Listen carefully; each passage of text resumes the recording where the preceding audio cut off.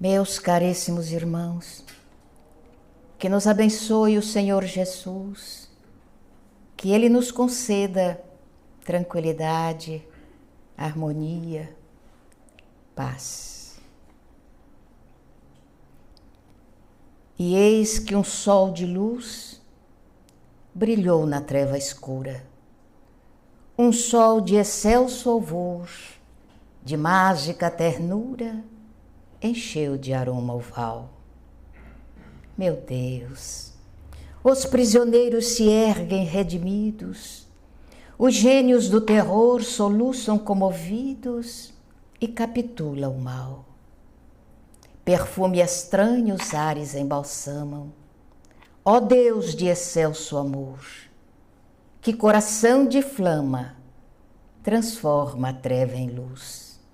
E no silêncio imenso do infinito, murmura o pobre coração proscrito o nome de Jesus. É um pequeno trecho de um poema de Hernani Santana, falando-nos do Divino Amigo. Nós estamos no ano 2025. Falamos tanto a respeito de Jesus. Todavia, ainda não buscamos dimensionar esse nome e a criatura em nossos corações. O Espiritismo é um luzeiro que ele prometeu à humanidade a fim de que nós pudéssemos entender perfeitamente as razões que nos levam a renascer, a nascer, renascer, para que haja um progresso real em nossas existências.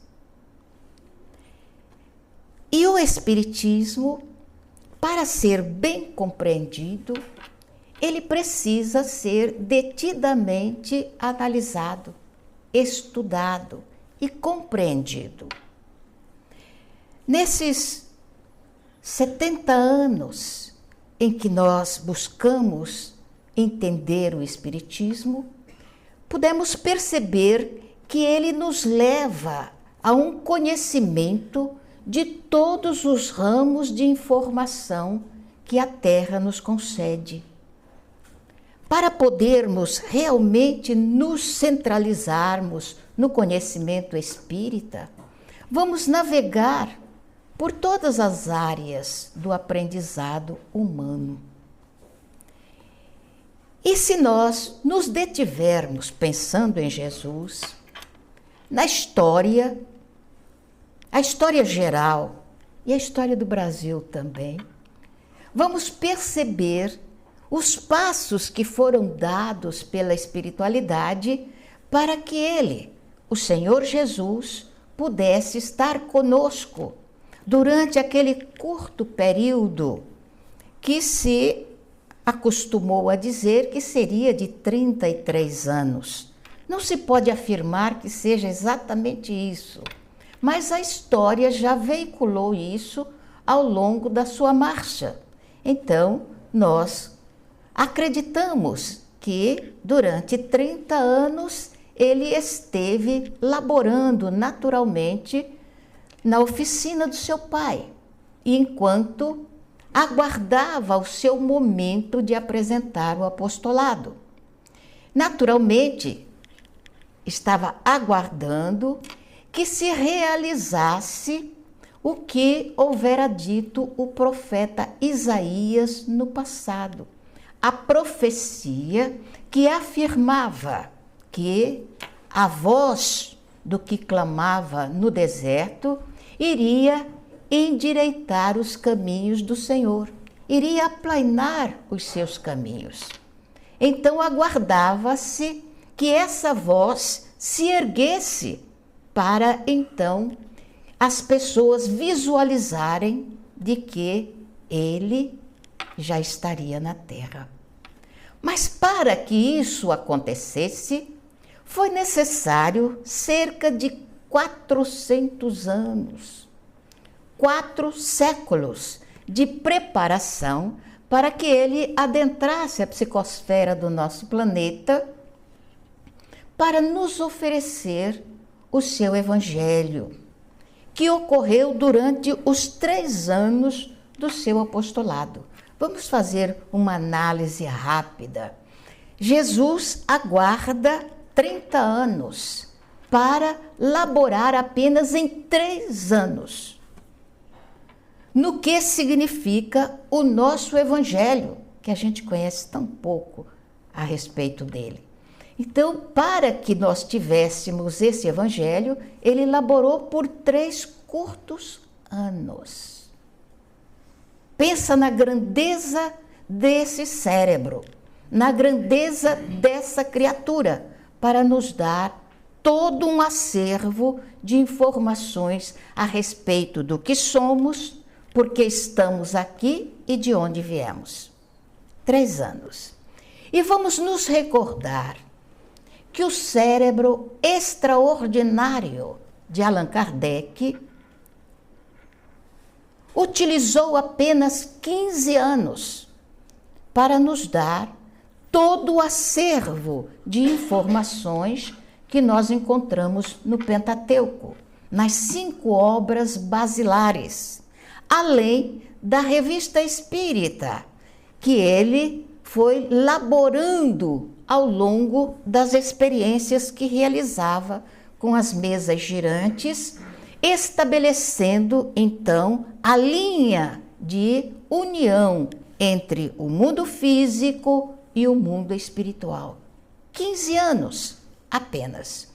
Então estamos falando de cérebros especiais, de criaturas notáveis, naturalmente não fazendo paralelo entre Jesus e Kardec, mas mostrando os trabalhadores do bem que vieram mercê do amor que o Criador tem pelas suas criaturas. Então, antes que ele adentrasse os arraiais do nosso planeta, foi necessário que outras criaturas viessem antes dele.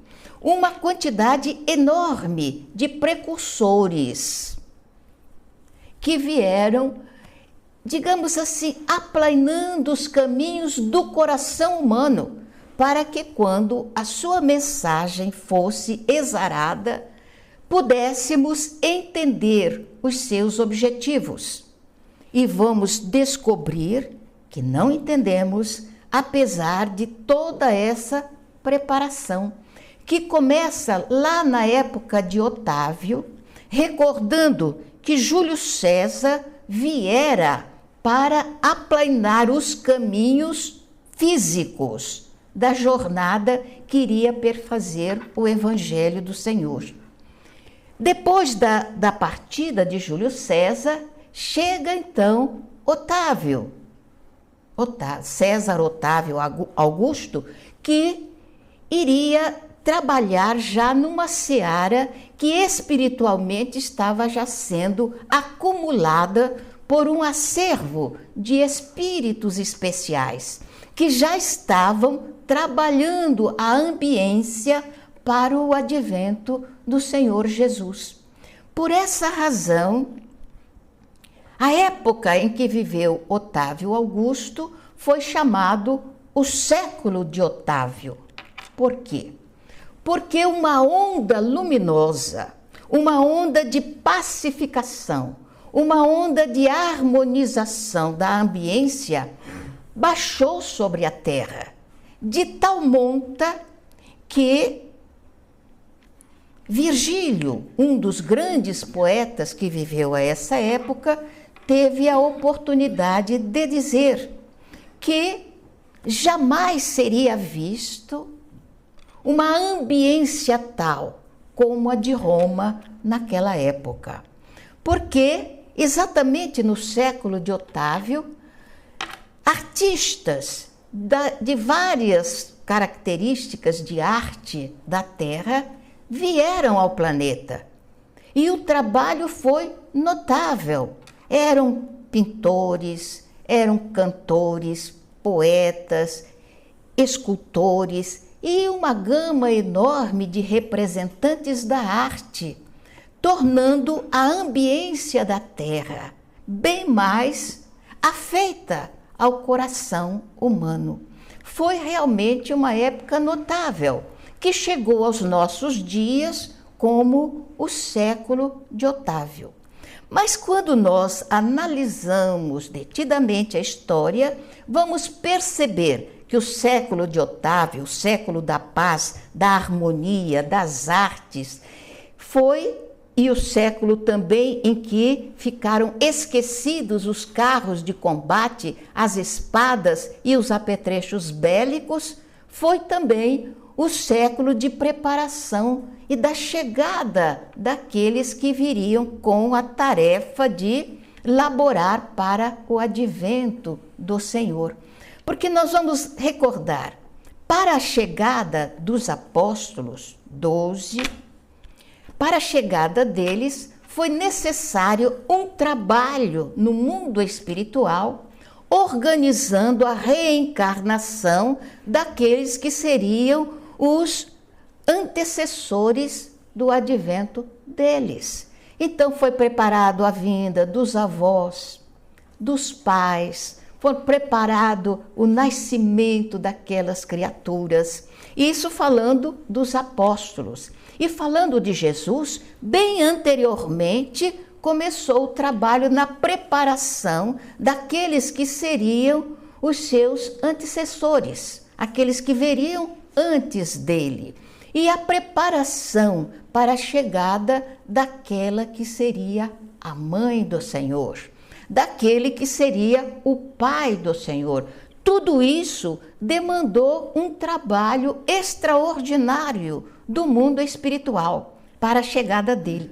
E todos esses espíritos eram criaturas que já estavam em um grau superior de elevação, para que eles laborassem na chegada do Divino Amigo, sem contar na chegada daqueles que seriam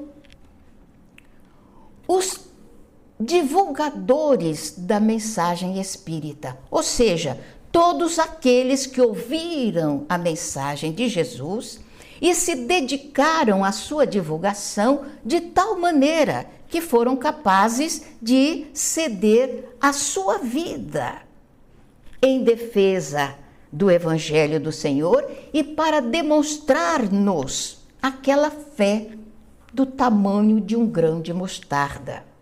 E vamos nos lembrar, igualmente, dos pastores, que não eram criaturas comuns como nós. Nós não seríamos convidados para ir à gruta onde estivesse o Senhor Jesus. Então, os pastores não eram almas iguais à nossa, eram criaturas diferenciadas, eram criaturas dedicadas já no plano espiritual ao amor aos semelhantes que somos nós. Sem contar com aqueles reis que também se prepararam aqui na terra para receber Jesus. Mas para que eles reencarnassem na terra, foi necessário também alguns séculos de preparação.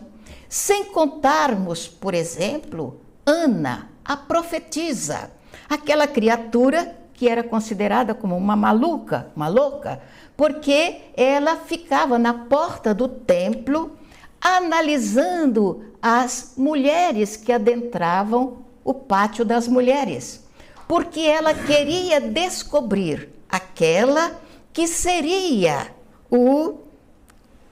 que teria aquela ambiência fisiológica especial para receber o Rei Solar.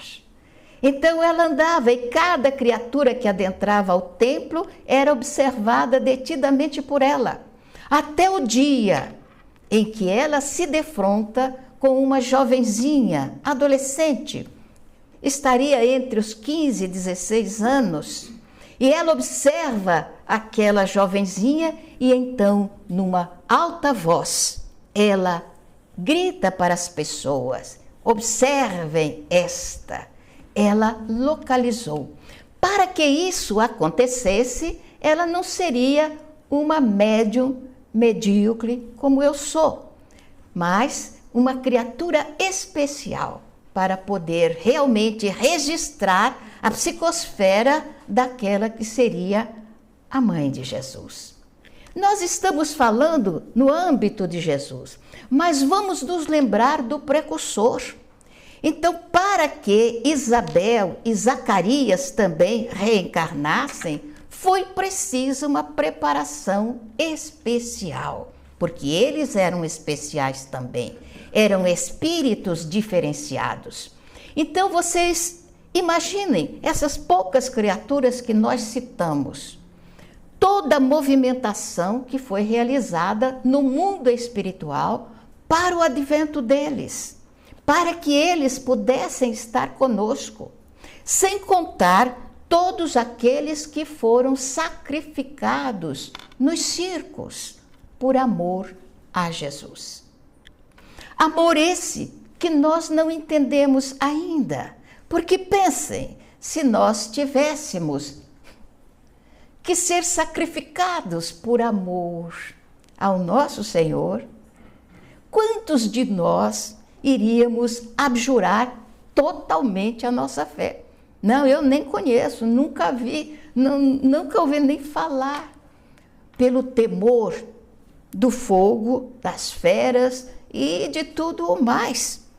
Então, a chegada de Jesus foi algo notável, algo especial, que a gente conhece tão pouco e que precisaríamos analisar mais em profundidade. E foi ele, essa criatura, que movimentou uma pleiade de espíritos para chegar até nós. Foi essa criatura que nos disse que não nos deixaria órfãos, que pediria ao Pai e o Pai enviaria um outro consolador. Um consolador que viria relembrar tudo o que ele nos disse e acrescentar outras tantas coisas que àquela época ele não podia dizer. Porque nós não entenderíamos como ainda hoje, apesar da tecnologia que temos, ainda não temos condições de entender em profundidade como é que os espíritos conseguem transferir lá de fora uma pedra enorme, passando pela parede e colocando-a no meio do salão, primeiro, sem fazer ruído nenhum. E de repente, você desperta, acende a luz e está lá no meio da sala uma pedra enorme, que para sair daquela salinha foi preciso quebrar a parede, porque não passava pela porta. Isso aconteceu em Vitória, no Espírito Santo, através da mediunidade de Júlio César Grande Ribeiro. E não faz muito tempo que o Julinho já se trasladou para o mundo espiritual. Isso, apesar da tecnologia vigente, apesar do conhecimento da física que nós temos na atualidade, ninguém conseguiu explicar como é que os espíritos fazem isso.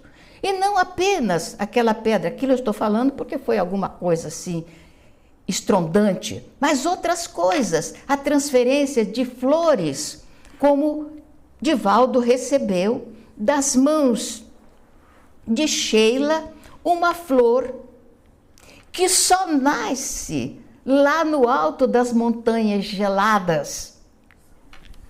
É o Edelweiss. Quando a Sheila perguntou que ela materializada, que também é outra coisa que a ciência não explicou ainda, a materialização dos espíritos. Ela pergunta, o que é que você gostaria de receber? E ele disse, eu gostaria de conhecer o Edelweiss, lá do alto dos Pirineus. E mal ele acabou de formular esse desejo, ele sentiu algo caindo no seu colo, porque a reunião é feita na escuridão. Ele pega, é algo gelado.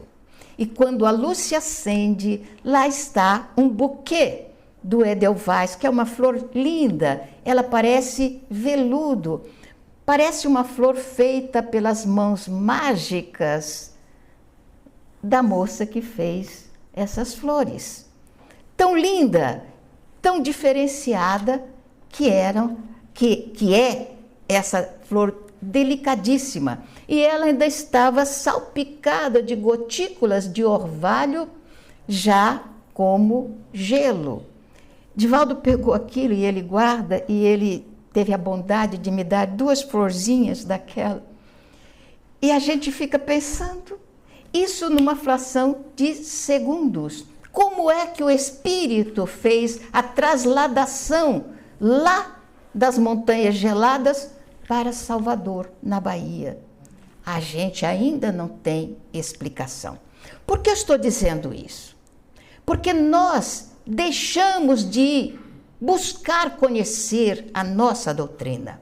A doutrina aqui, na resposta 919, manda que antes de nós buscarmos entendimentos outros, que a gente busque o autoconhecimento. Eu me conhecer, você se conhecer, nós descobrirmos o que nós somos.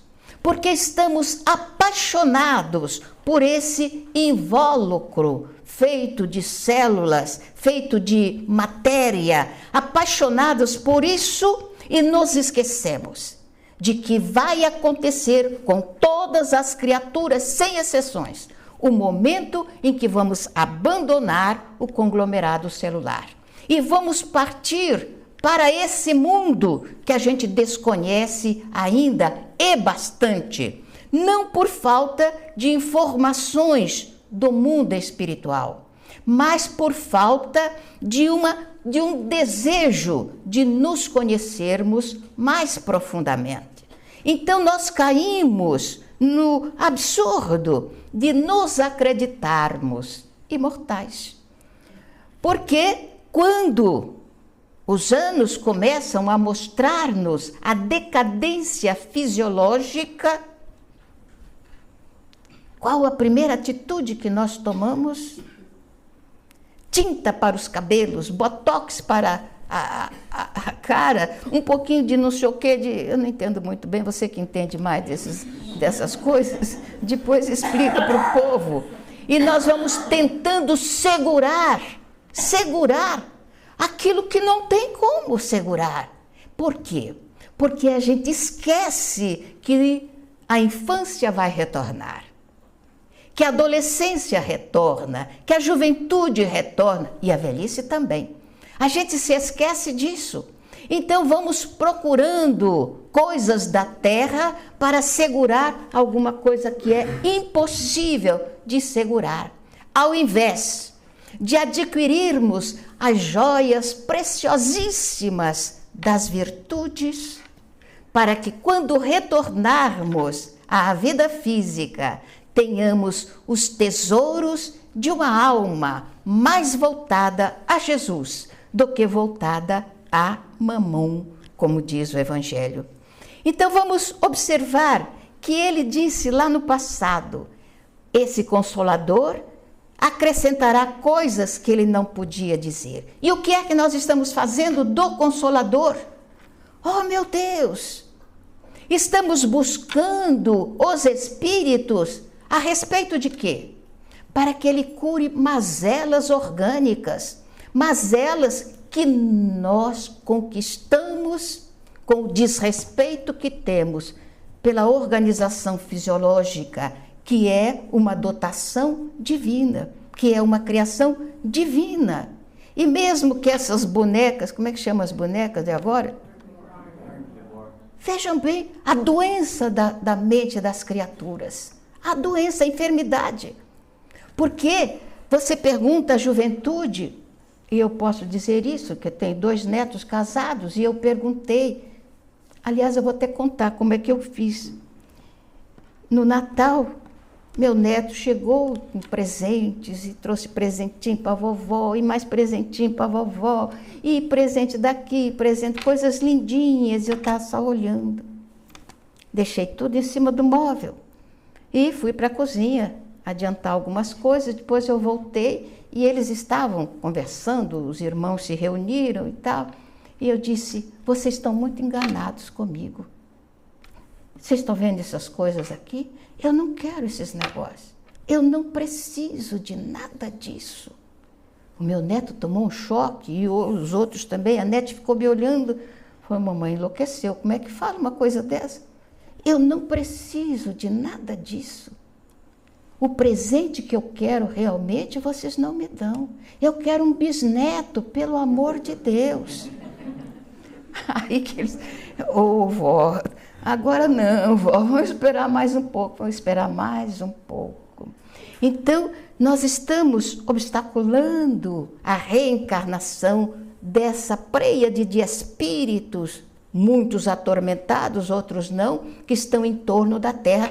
Como diz lá a Gênese, pulula em torno do planeta uma quantidade enorme de espíritos atormentados, que são atraídos pelo pensamento dos encarnados aqui na Terra. Então vamos ver que o teor dos nossos pensamentos são muito complicados. E por essa razão atraímos os sofredores. Então, nós estamos deixando de reencarnar os espíritos para brincar com bonecas. Tenha santa paciência. Então a gente vê a substituição de espíritos através da reencarnação para se cuidar de cachorro, de gato. Não que a gente não deva gostar dos cachorros, mas mais do que um filho. Substituir filhos por animais, por gato, cachorro, macaco, etc, etc, etc. Onde nós estamos? Aí então os espíritos vêm e dizem: conhece-te a ti mesmo. Porque nós deixamos as informações que o Espiritismo nos confere, através da afirmativa de que nós não vivemos uma única vida. E se não vivemos uma única vida, temos do passado todo o aluvião de coisas que foram cometidas ontem. Aí então começamos a analisar as razões do sofrimento aqui na Terra. Os porquês de nós sofrermos, de passarmos pelas necessidades orgânicas, pelas enfermidades soezes, pela solidão, pela fome, por tudo mais que assola a humanidade. Onde estão? Onde está a bondade de Deus? É o que se pergunta, que permite que aqueles miseráveis da África morram à fome, que permitem que aqueles miseráveis da Rússia lancem bombas sobre outro país e o outro país lance bomba lá também, e os outros países entrem em conflagração. A troco de quê? A troco da ignorância. Ignorância. Quando é que vai haver paz? Será que é preciso que o Senhor Jesus retorne? Que a pleiade do Espírito de verdade venha envolver a terra para que a gente possa pensar em paz? Porque eu falei da guerra, mas não é só isso. Vamos pensar nas guerras dentro dos lares. Eu acredito que o Nelson Carneiro, o autor da lei do divórcio, deve estar sofrendo nas zonas umbralinas, porque não pensou que o casamento, segundo Allan Kardec, é uma das leis mais consentânea com a lei divina. Porque é a lei que nos faculta a oportunidade de obedecer ao Senhor Jesus, quando Ele nos diz: amai os vossos inimigos, fazei o bem àqueles que vos maltratem, trata bem aqueles que te caluniam. Quando Ele diz isso para nós outros, Quando é que na situação em que nós estamos vamos amar os nossos inimigos? Não vamos. Então ele pega o inimigo e coloca onde? Nos nossos braços, na condição de filhos, que depois que crescem, muitas vezes, a gente se amargura por causa daquele filho e fala, por que, meu Deus, que eu fui ter esse filho? Porque ele está complicado, porque ele está fazendo um monte de coisa que a gente não gostaria que fizesse. Mas a gente esquece que quando o filho nasce, olha, pode ser que você não tenha feito isso, mas a primeira pergunta que a mãe faz, é perfeito, doutor? Porque nós nos preocupamos com a perfeição fisiológica e esquecemos da perfeição espiritual. Então vamos raciocinar, racionalizar, nós somos espíritas. Vamos nos lembrar que esta vida é transitória. Nós estamos aqui hoje e amanhã. Vamos estar onde?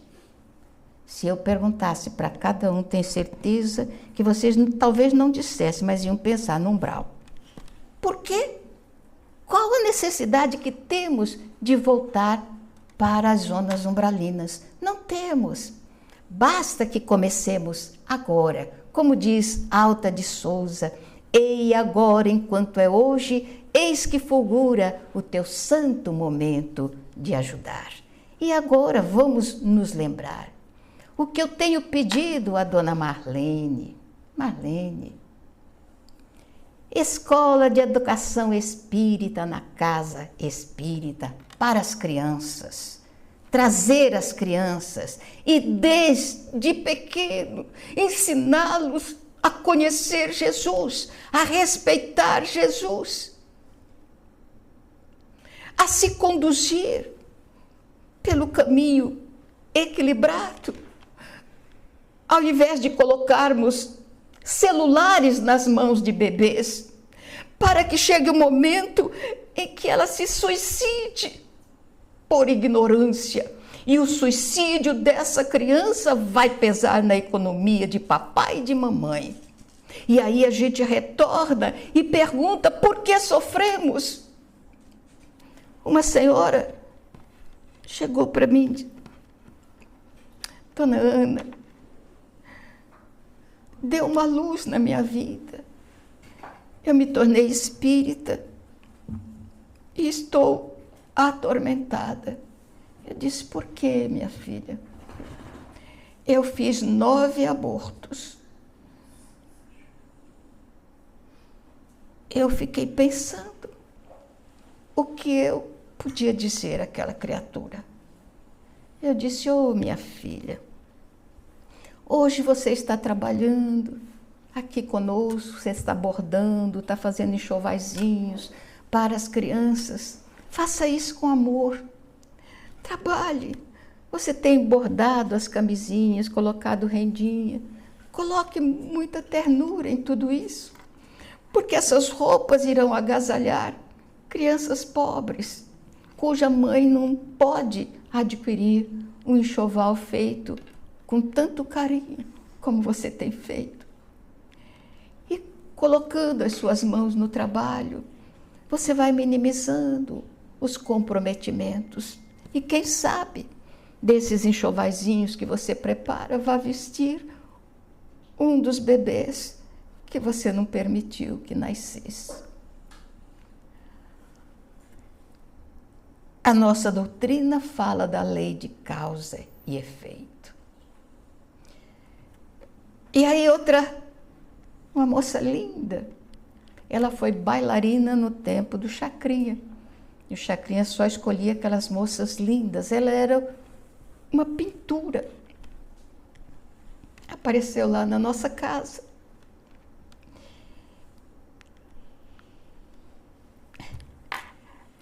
Desculpa, mas está um nó aqui assim, porque o sofrimento dos outros atinge a gente também. E ela disse, Dona Ana, eu estou grávida e já é a 5ª vez que eu engravido. E o meu marido disse que se dessa vez o filho não nascesse, ele iria me abandonar. porque ele quer ser pai e eu não consigo. Então eu vim aqui para os espíritos me ajudarem. Eu fiquei olhando para aquela moça, tão linda e tão sofredora. E eu perguntei aos espíritos, por quê? E a resposta fechou a madre para as reencarnações, aí retorna, desejando uma reencarnação, sem conseguir. Quantas jovens, quantas mulheres estéreis não têm filhos? Por que não? Lei de causa e efeito, lei de ação e reação. Mas não pensem que o espiritismo é uma vara de marmelo que vive acicatando as pessoas. Não. Nós estamos falando para o despertamento. Estamos ainda no corpo. E como diz Alta de Souza, ei agora enquanto é hoje, ainda temos tempo para realizar alguma coisa, fazer da nossa vida alguma coisa que tenha valor, para que a espiritualidade nos segure, como segurou Francisco Cândido Xavier, cujo corpo deficitário, enfermo, segurou aquele espírito luminoso até os 92 anos, porque ele era útil, porque ele era importante, porque a sua vida tinha um valor inimaginável. A mesma coisa ocorre com Divaldo Franco. Passa por uma série, ele teve um infarto ainda bem jovem, caiu, ficou praticamente morto. O filho, que é médico, olhou e falou assim, morreu. E de repente ele volta e vive até os 98 anos. Por que razão? Porque aquela vida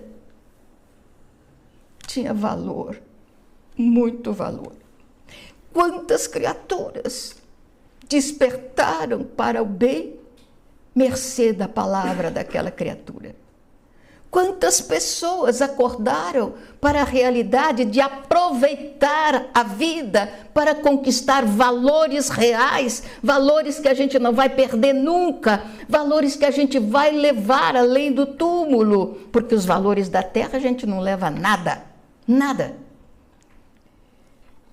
Ele acordou tantas criaturas e viveu até os 90, quando o corpo não tinha mais condições de guardar aquela gema preciosa. Então o corpo o expulsou, voltou ao mundo espiritual. E nós ficamos órfãos daquela palavra amiga que nos despertava para a realidade do bem. Então, recordando ainda a Alta de Souza, eia agora, enquanto é hoje, o nosso momento de ajudar. Que as casas espíritas abram as suas portas para receber as crianças, orientando-as, para que, chegando na adolescência, elas não se entreguem ao suicídio, elas não se entreguem à loucura das drogas, à loucura da bebida, da perdição. Agora, enquanto é hoje, por que as nossas casas espíritas estão vazias de criança, vazias de jovens? Por que razão? Vamos acordar enquanto temos tempo, enquanto estamos aqui, e vamos estudar melhormente a nossa doutrina, pegar os clássicos para descobrirmos as razões e os porquês desse trabalho extraordinário de Jesus, 400 anos, para poder reencarnar na Terra. O trabalho notável de Allan Kardec, que veio de uma reencarnação em que ele foi queimado num poste de sacrifício, porque defendia valores e pensamentos que a época não conseguia dimensionar. Reencarna como o professor Hippolyte Léon Denisard Rivail. E o seu maior amor aqui na Terra era o amor à infância, amor à juventude, a qual ele se entregou de corpo e alma como professor. E depois, Quando os espíritos acenaram do mundo espiritual, ele se ergueu para levantar esse edifício que a gente não valoriza tanto. Precisamos estudar mais, conhecer mais, para poder entender melhormente o que somos, de onde viemos, o que estamos fazendo aqui e para onde nos dirigimos. Sem temor da morte, porque a morte não existe. Ela é apenas um staccato na música da nossa existência. É o momento em que cerramos os olhos aqui e abrimos os olhos para a verdadeira vida. E então vamos marchar em busca da luz, ao encontro, quem sabe, desse mestre amigo que afirmou que nunca nos deixaria órfãos. Todas as religiões falam do bem, falam de Deus, falam de Jesus. Mas o Espiritismo, além de tudo isso, fala a respeito de você. Fala a respeito de mim, a respeito de nós. Demonstrando que somos seres divinos. Você já pensou que você é um ser divino? Porque nós somos filhos dele, da divindade. E se somos filhos dele, nós somos divinos também. Então, uma ocasião Jesus disse: não se pode colocar a luz sob o alqueire. A luz tem que ficar no velador, para que ilumine. Então, nós somos luzes, e Jesus disse que brilhe a vossa luz. Temos que fazer brilhar a luz que existe em nós. De que forma? Exercitando a gentileza, a doçura, a amizade, a paciência, a tranquilidade e os valores todos que representam o acervo de virtudes que nós conhecemos verbalmente, que temos que colocar então em ação. Comecemos em casa. Acorde pela manhã. Olhe para o seu marido e diga: bom dia, meu bem. Eu te amo. Tenha um dia feliz.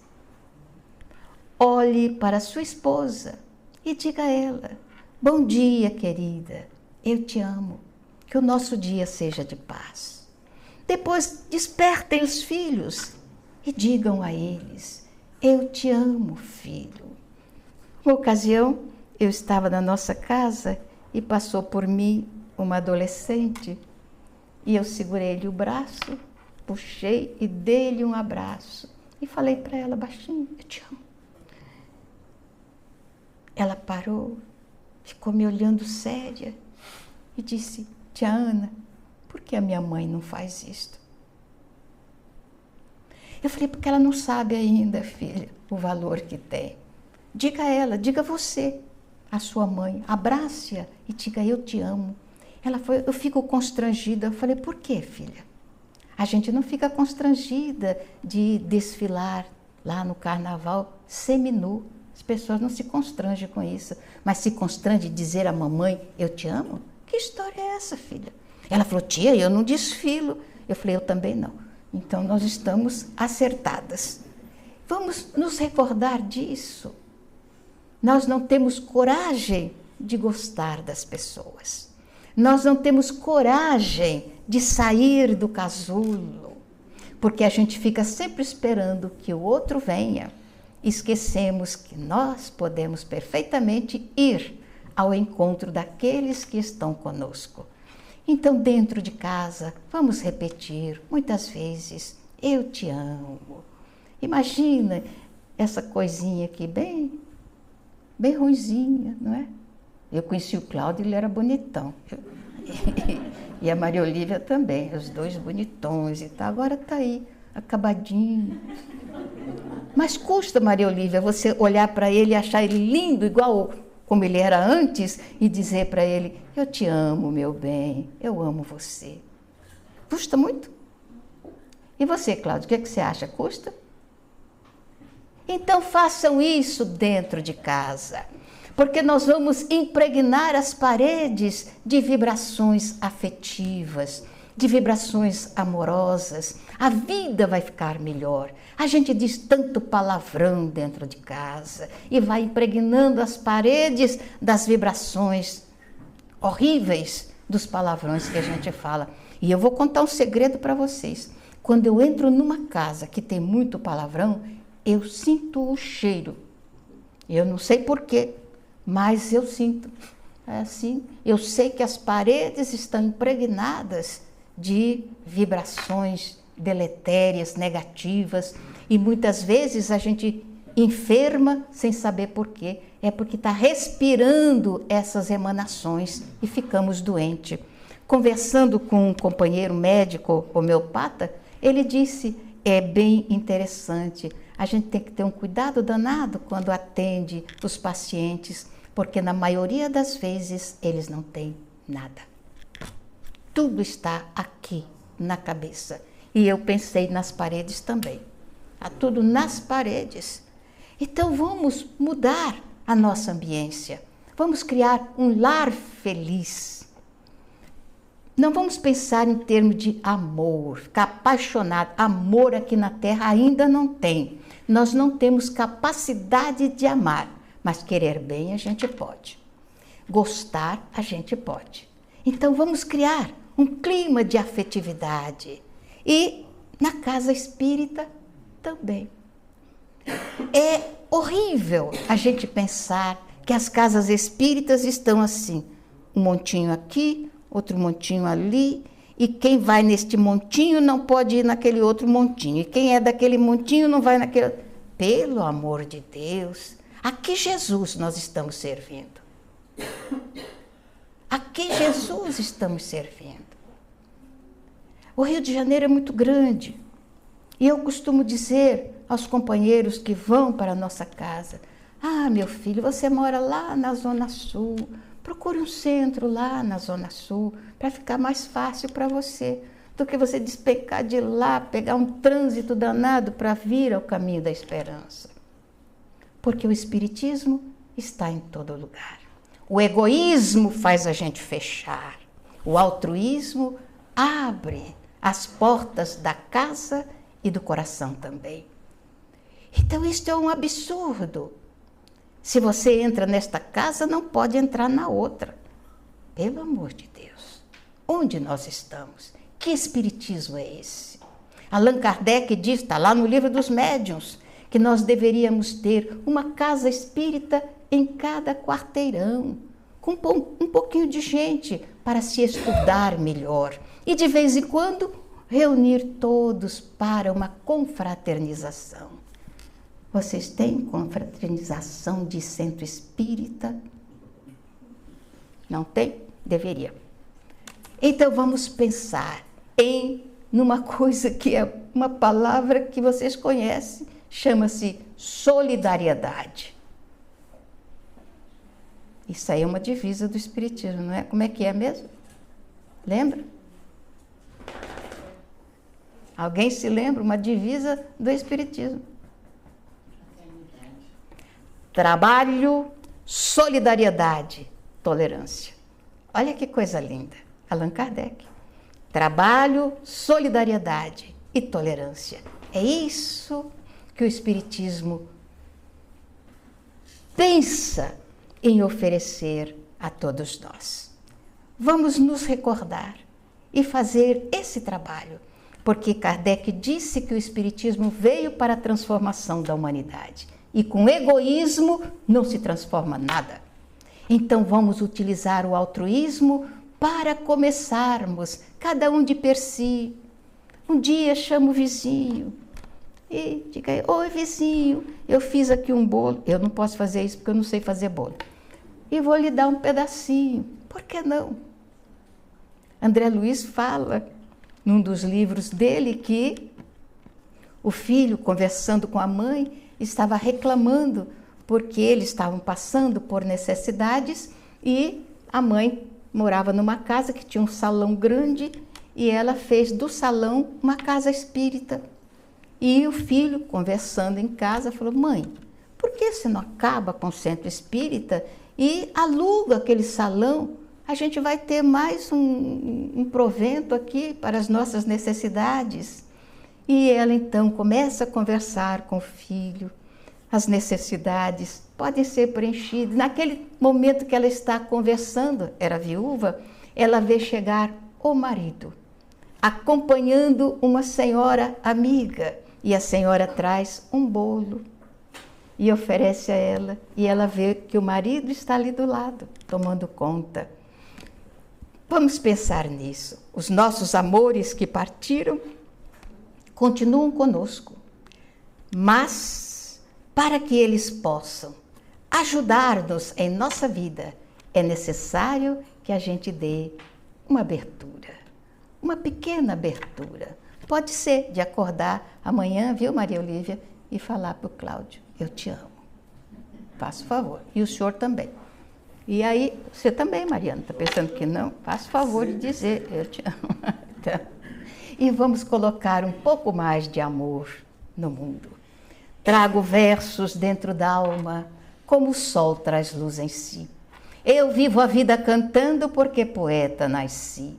Ouço cachoeiras rolando das alturas dos meus sonhos, em dias claros, risonhos de luminosa beleza. Nesse plano eterizado, quando eu penso estar pensando, estou com a alma escutando a prece da natureza. Há no meu peito cascatas, vibrando terna e sonata no teclado das estrelas. E embora a grandes distância, seja noite ou seja dia, com as lunetas da poesia, eu sempre consigo vê-las. Há no meu peito um garimpo de cristais e diamantes. E eu mesmo sou garimpeiro que só procura brilhante que tem a cor de alvorada. Pedra com jaça ou defeito, no garimpo do meu peito, não quero seja encontrada. Niágaras, Paulo Afonso, Sete Quedas, Iguaçus, cataratando os meus sonhos a quedas d'águas aflus. Fontes líricas serenas, bandos de lindas falenas, dando 1000 cores ao dia. Jardim suspenso nos ares e outras notas singulares, faz-me conhecer a poesia. Por tanta luz que vislumbro, pela aventura que tenho, por tanta paz que desfruto, sem que tais bênçãos mereça, eu não sei como agradeça a glória que Deus me deu. Sim, meu Pai, me sinto mudo, porque vós me deste tudo, o dom de viver na terra, com os olhos fitos nos céus. Muito obrigada pela atenção.